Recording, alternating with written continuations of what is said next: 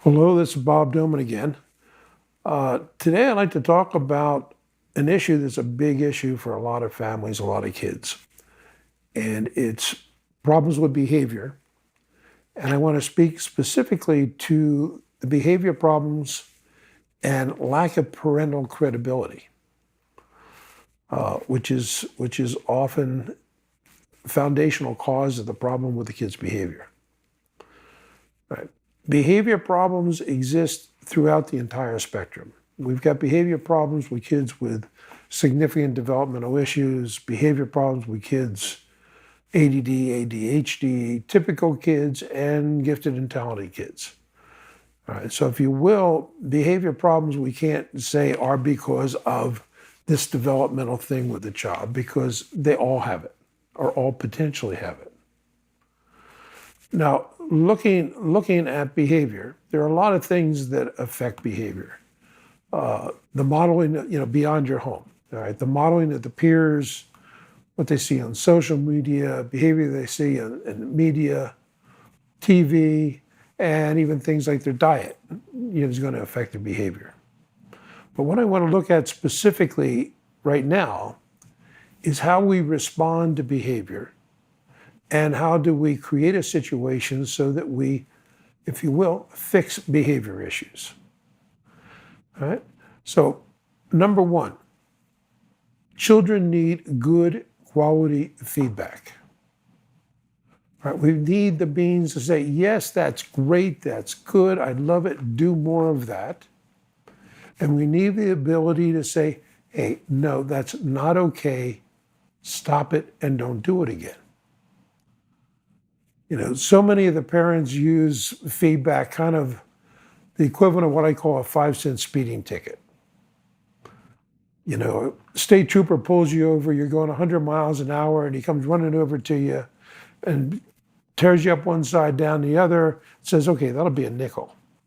And you walk away and you laugh, all right?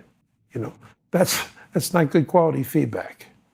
And many of the things we do with our children are similar to 5-cent speeding tickets. We simply say, I don't like what you did. Right? There also is a problem with not creating a great differentiation between positive and negative feedback. Right? I've watched lots of families and parents interact with their kids and teachers interact with their kids. And the child does something, and maybe it's everything from reading something or doing a math problem or working on processing. And the feedback when he gets something correct is not significantly different than the feedback if they got something wrong. So where's the motivation for the child to do it right? Right? We have a lot of families in Eastern Europe, for example, and the words I hear when I see in families or teachers or aides working with the kids is bravo. All right, every 10 seconds there's a bravo, and it's a bravo. If you watch, it's like, okay, what, the kid's breathing, he gets a bravo.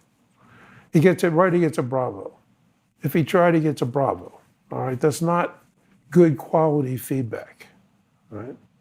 Now, relative to behavior, parents want to use power. And if you will, the power comes from controlling those things the child wants and needs. High on the list in society today is controlling screens. All right? You want access to your phone, you want access to screens, you want to watch a movie. Okay, you do this, you perform. All right?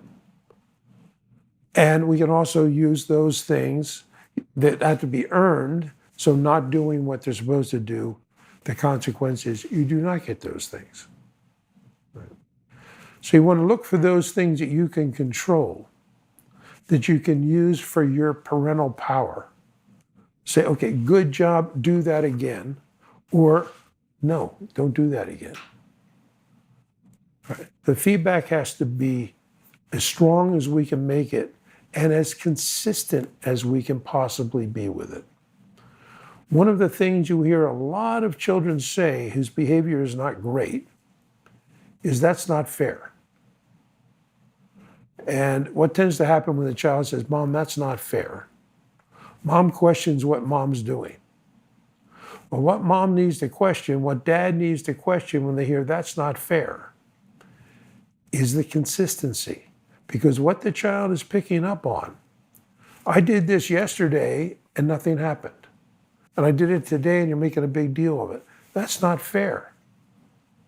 All right? I did it yesterday and there was no consequence, and today there's a consequence. That's not fair. Right? And they're right. That is not fair. That inconsistency is not fair. It's giving the child bad data, and the child really doesn't know what to expect. You know, one of the bigger concerns today with a lot of kids is anxiety. Well, guess where a lot of anxiety in children comes from? It's not knowing what they should do, what they shouldn't do. Is there going to be a consequence? Is there isn't going to be a consequence? So every action of the child is, gee, should I do it? Shouldn't I do it? Is it mom's good day and I can do it? She got a headache today, I can't do it. All of that produces great anxiety in kids, that inconsistency. So consistency is hugely important, right? You want to define what the rules are. You want to define what the expectations are and have structured rewards for compliance and expectations of non-compliance. This is going to happen and you can bet on it. And don't be afraid of significant consequences. The best consequence, punishment if you will, is the one you only have to use once. Okay, I got it. I'm not going to do that again. All right?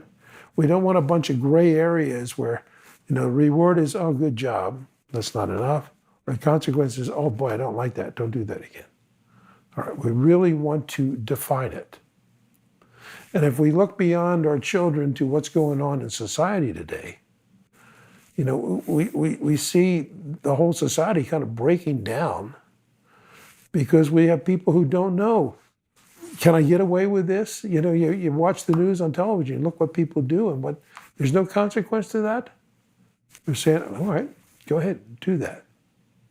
And, as parents, your job isn't so much, or with society, I would say, okay, they did it because. All right, there's a lot of becauses.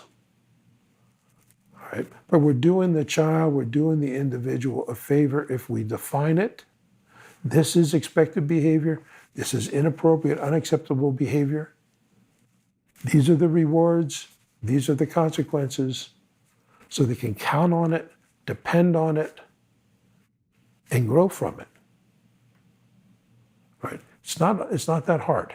And if you will, parents, you are responsible for your child's behavior. If your child's behavior isn't good, you've got to look at what you're doing and what you need to fix the problem. You don't say, Johnny's a bad kid.